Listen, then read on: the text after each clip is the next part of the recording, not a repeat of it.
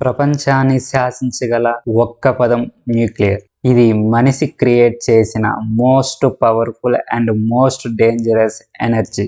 ఇది లైట్ని ఇవ్వగలదు, లైఫ్ని తీసేయగలదు.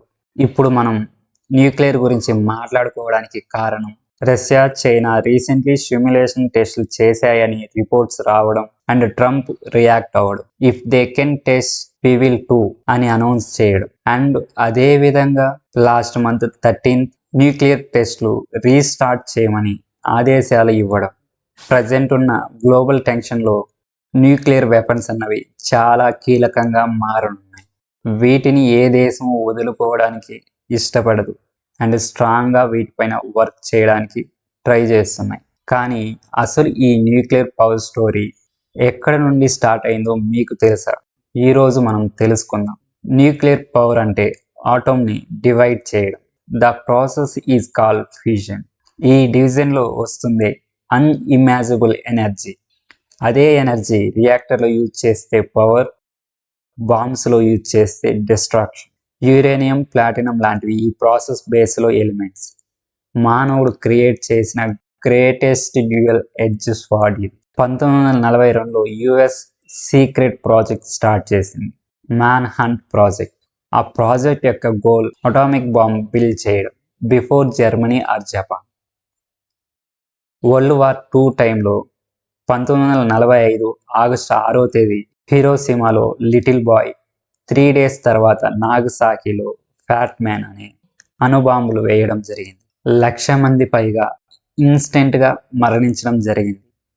రేడియేషన్ కారణంతో తర్వాత మళ్ళీ 1,00,000 మంది వరకు చనిపోవడం జరిగింది. హిరోషిమా సిటీ ఆల్మోస్ట్ 90% వ్యానిష్ అయింది. ఈ బాంబుతో జపాన్ సరెండర్ అయింది. వరల్డ్ వార్ II సెప్టెంబర్ 1945 అఫీషియల్గా ఎండ్ అయింది. కానీ అదే మానవ ఇతిహాసంలో భయంకరమైన చాప్టర్. వార్ తర్వాత అమెరికా టెస్టులు చేయడం చాలా ఎక్కువ చేసింది. 1951 నుండి 1992 వరకు నవేడా టెస్ట్ సైట్లో ఆల్మోస్ట్ 928 న్యూక్లియర్ టెస్టులు చేయడం జరిగింది.